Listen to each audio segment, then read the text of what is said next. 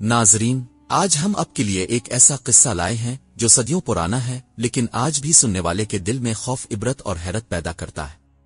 یہ ہے ہاروت اور ماروت کا واقعہ، دو فرشتوں کی داستان جو انسانوں کے امتحان کے لیے زمین پر بھیجے گئے۔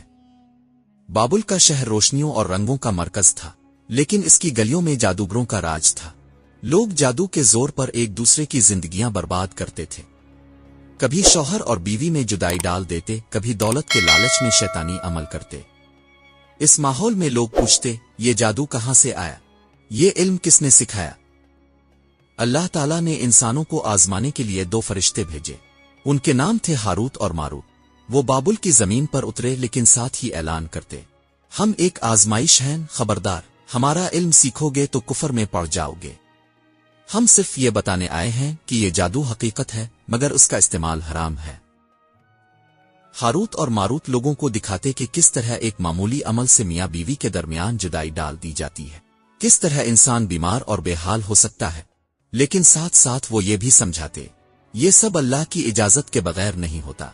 شیطان کبھی بھی اللہ کی قدرت کا مقابلہ نہیں کر سکتا۔ لوگوں کے سامنے سچائی بھی آتی اور لالچ بھی۔ کچھ لوگ باز آ جاتے، مگر کچھ اپنے دل کے اندھیرے میں ڈوب کر جادو کا علم حاصل کر لیتے۔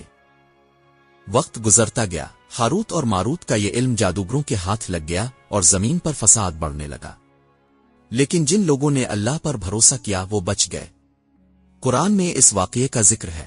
یہ لوگ ہاروت اور ماروت پر نازل کیے گئے علم سے سیکھتے تھے، حالانکہ وہ دونوں فرشتے یہ کہہ کر سکھاتے تھے کہ ہم آزمائش ہیں، کفر نہ کرو۔ دوستو، ہاروت اور ماروت کی کہانی ہمیں یہ سکھاتی ہے کہ دنیا کا سب سے بڑا علم بھی اگر غلط مقصد کے لیے استعمال ہو تو وہ بربادی لاتا ہے۔ اصل طاقت اللہ تعالیٰ کی ہے، جادو اٹونے کی نہیں۔